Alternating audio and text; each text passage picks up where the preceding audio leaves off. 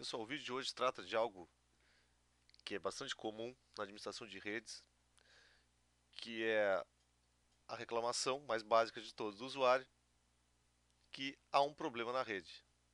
Gostaria de definir aqui o que é problema na rede e o que não é problema na rede.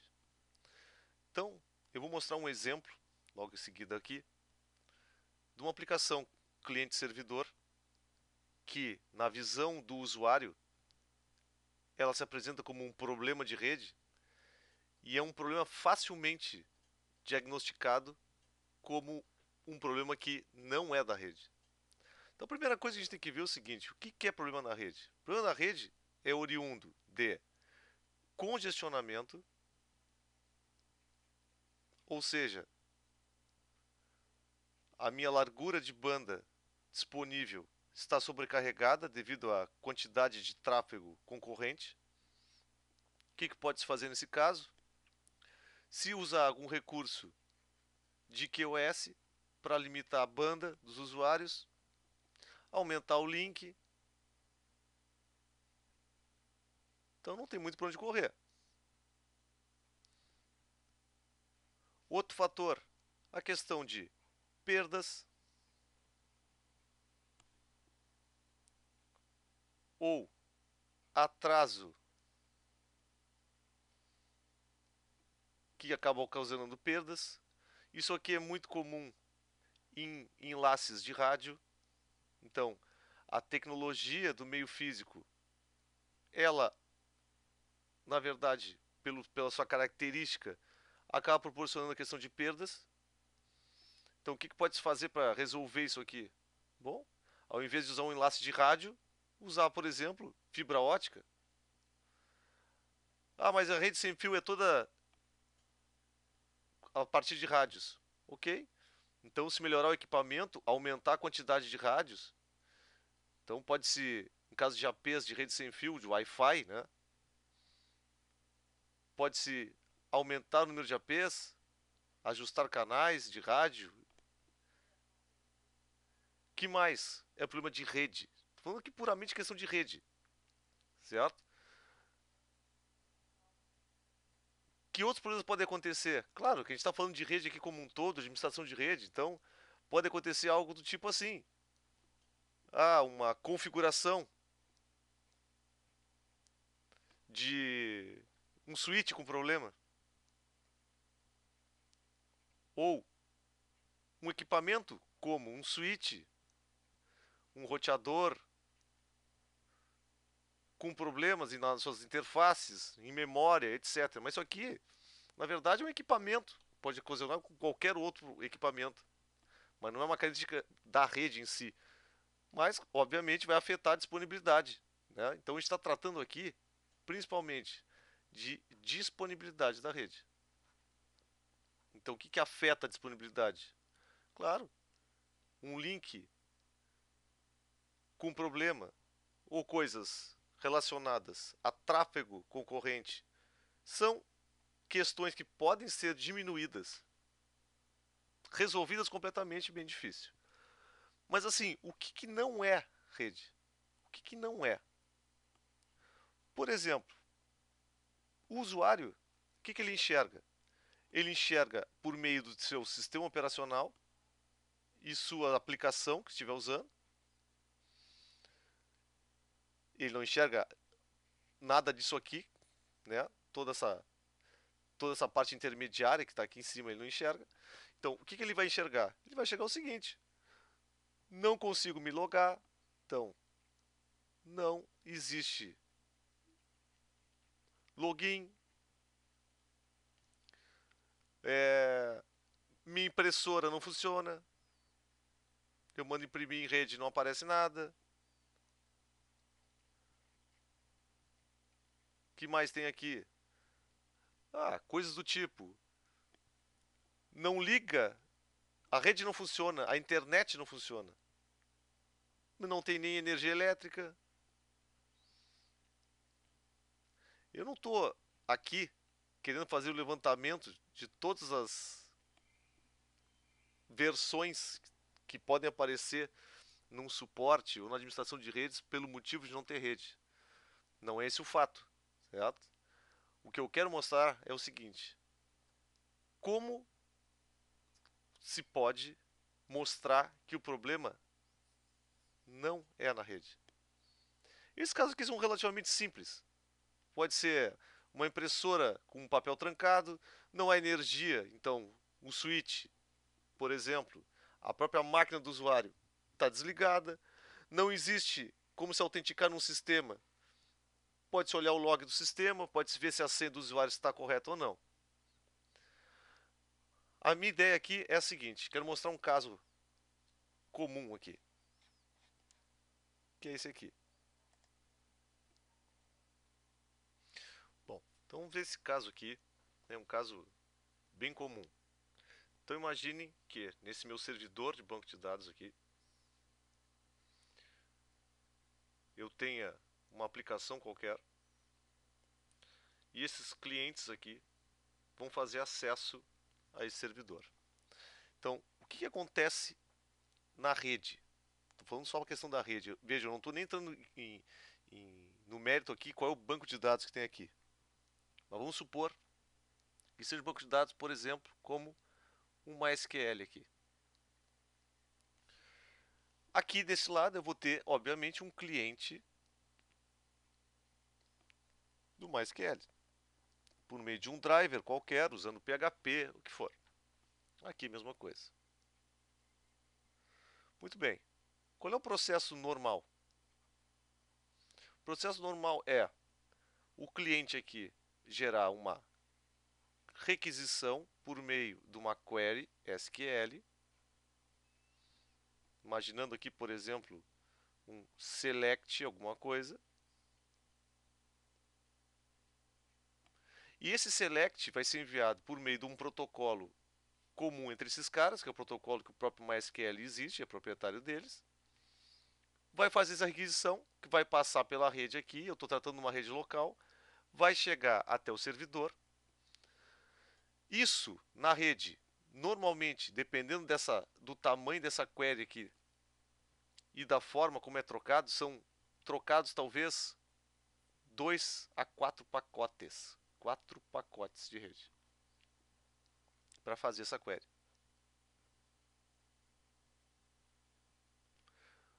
Quanto tempo leva isso numa rede local? Se vocês já experimentaram fazer um ping, por exemplo, entre dois hosts numa mesma rede local, então imagine, um ping é o tempo de ida e volta que eu vou ter do servidor até os meus clientes. Esse tempo vai chegar aí beirando menos que isso, ok? Mas em média 1 milissegundo. Qual é a velocidade, ou seja, qual é a largura de banda disponível numa rede local? No mínimo aqui eu vou ter hoje em dia 100 megabits por segundo, se eu estou tratando de rede cabeada. No mínimo 100 megabits por segundo. Então é uma rede que tem baixíssimo atraso e muita largura de banda. Em relação a perdas nessa rede aqui são inexistentes, são desprezíveis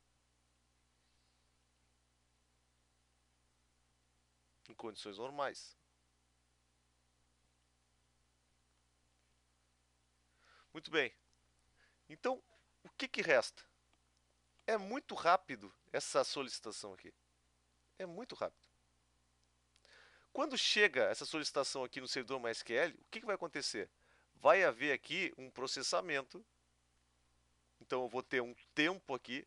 Para quê? Para o servidor MySQL receber a requisição, verificar no disco e devolver a requisição para o cliente. Quantos pacotes vão ser enviados de volta? Aqui vai depender do que está solicitando. Então imagine, está sendo feita uma query aqui solicitando, sei lá, 50 mil registros com 5 colunas cada um. Então, o que vai acontecer aqui? Vai ter uma transferência de arquivo. pode ser que eu envie apenas uma requisição do tipo: eu quero saber qual é a média salarial dos 50 mil funcionários. Isso vai haver uso de CPU aqui. Vai ser usado memória aqui. Vai ser usado disco aqui. Então, o meu tempo de processamento, ou meu tempo de resposta, ele vai ser de acordo com o tipo de requisição. Então, imagine a seguinte situação. O cliente faz uma solicitação aqui para saber a média de salário dos funcionários de toda a empresa. Quanto tempo leva o processamento aqui? Digamos que leve 2 segundos para fazer esse cálculo. O que acontece na rede nesse período? Essa requisição, ela vai muito rápido. O servidor aqui, o seu sistema operacional, ele vai confirmar o recebimento. Então ele vai usar um EC. Estou falando lá de TCP. O que vai fazer esse EC? Vai dizer o seguinte, ó, recebido. Esse EC vai chegar aqui, ó. Ok, meu pacote chegou lá. 2 segundos depois, começa então a saírem os pacotes aqui, ou nesse caso só um pacote com o valor da média do salário. A grande questão é, o usuário que está aqui desse lado, o que ele vai enxergar nesse caso? Ele vai disparar a requisição, o tempo vai ficar de processamento aqui no servidor, e depois essa transferência aqui é muito rápida. Isso aqui é condições normais. Agora imagine a seguinte situação. Não são 2 segundos agora. Por quê? Porque esse outro cliente aqui fez uma requisição para o servidor, ele fez uma query para o servidor, solicitando por exemplo, um uso intensivo de processamento de memória e de disco lá naquele servidor. Então ele mandou um SQL aqui, por exemplo, relacionando 50 tabelas para fazer um cálculo qualquer. O que vai acontecer com o uso dos recursos do hardware desse servidor? Vai aumentar. Tudo isso aqui vai aumentar. Isso aqui vai aumentar, vai aumentar, aumentar. CPU, memória e disco. O que acontece com a requisição dos outros usuários? E desse cara aqui também. Não vai haver 2 segundos de resposta. Digamos que a minha resposta agora foi de 12 segundos. O que o usuário aqui que está usando essa requisição vai achar? É rede. Está muito lenta a rede hoje. Porque eu faço uma solicitação, normalmente ela leva 2 segundos. Agora eu fiz e levou 12. A questão é rede? Como é que a gente prova para o usuário que isso aqui não é rede? Então, a gente vai fazer o seguinte.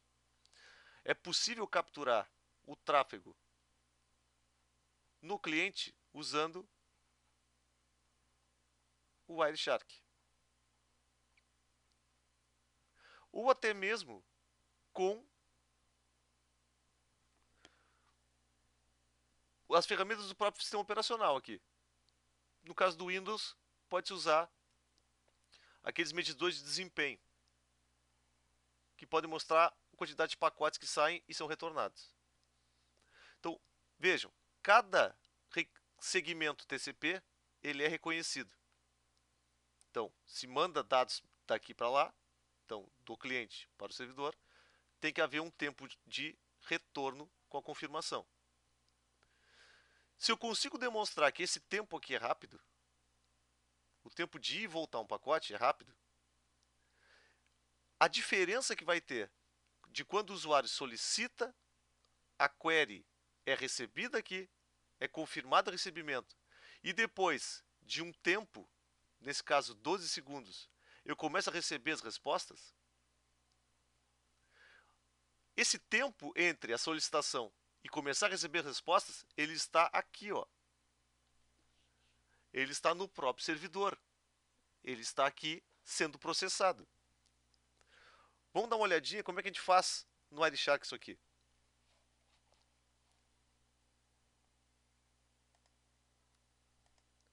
Então percebam, como é que vai aparecer isso no Wireshark? Olha só, isso aqui é um gráfico do TCP. Cada byte enviado, ele é sequenciado com um número para poder ser confirmado pelo receptor. Então, olha só, essa simulação aqui foi feita da seguinte forma. Um cliente conectava no servidor e o servidor recebia a requisição, gerava um tempo aleatório, simulando um processamento local e depois retornava isso. Então, qual é o comportamento na rede? Ó? Reparem, isso aqui é número de sequência e ele vai crescendo conforme a quantidade de bytes. Isso aqui são bytes que são enviados. Isso aqui é tempo. O que aconteceu aqui? Ó? O número de sequência não aumentou. Ele ficou parado. O mesmo aconteceu aqui. O mesmo aconteceu nesse trecho aqui. O mesmo aconteceu nesse trecho aqui. E o mesmo aconteceu nesse trecho aqui. Na prática, o que é isso? Essa diferença de tempo aqui, esse traço aqui, que nesse caso ó, foi cerca de ó, daqui até aqui. Então isso aqui são de 2 em 2. Vamos colocar aí 2, 4, 6, quase 10 segundos. Ó, esses quase 10 segundos aqui, não aconteceu nada na rede. A rede, ou essa conexão aqui, se for pensar do ponto de vista do usuário, mas vamos pensar pelo jargão do usuário, a rede não trafegou nada. Por que não trafegou nada? Porque não tinha nada para ser trafegado. O que está se simulando aqui?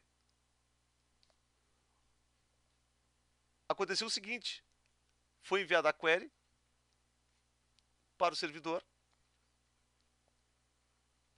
foi confirmado isso, recebeu um EC, e depois de 10 segundos passados, começou a se receber novamente os segmentos.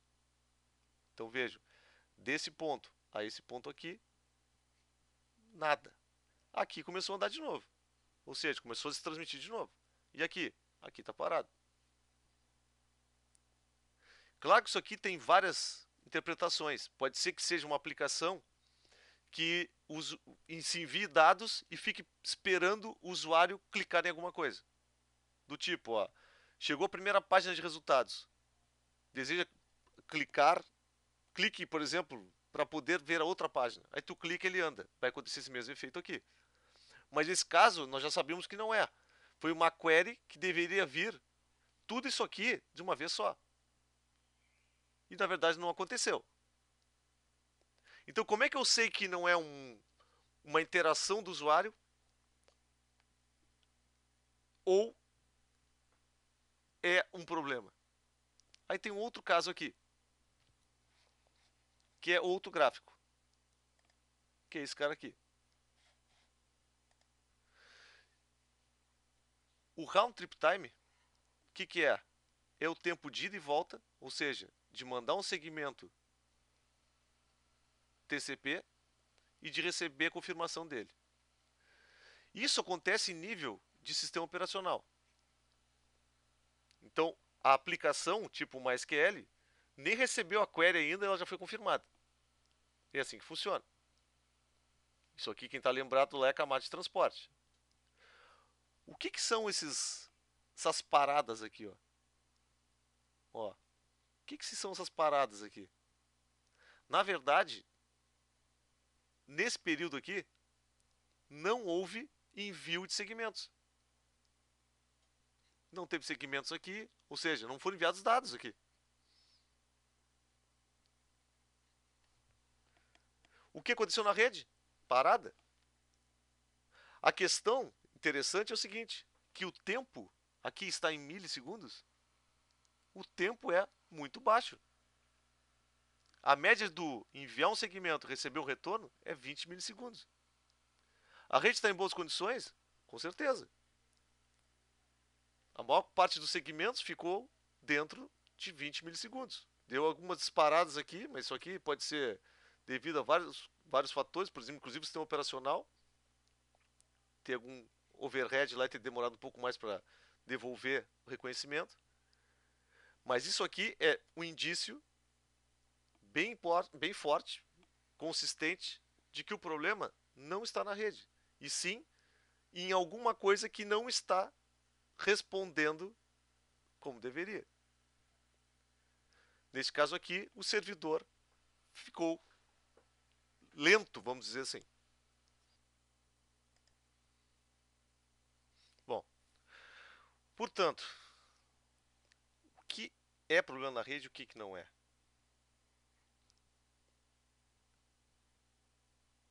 Na verdade, usando uma ferramenta como o Wireshark, é possível, na verdade, definir de forma objetiva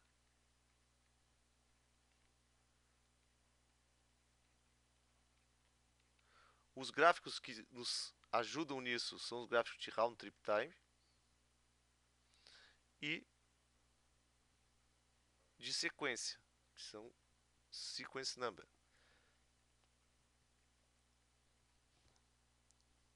E aí se termina aquela história de é problema na rede ou não é problema na rede. O problema na rede é outra coisa. Então, qual é a solução para isso aqui? No caso ali do servidor de banco de dados, tem que se analisar a questão dos recursos do próprio servidor. Mas para o usuário, ele enxerga como uma rede, por quê? Porque o servidor está em rede. Mas nesse caso não é.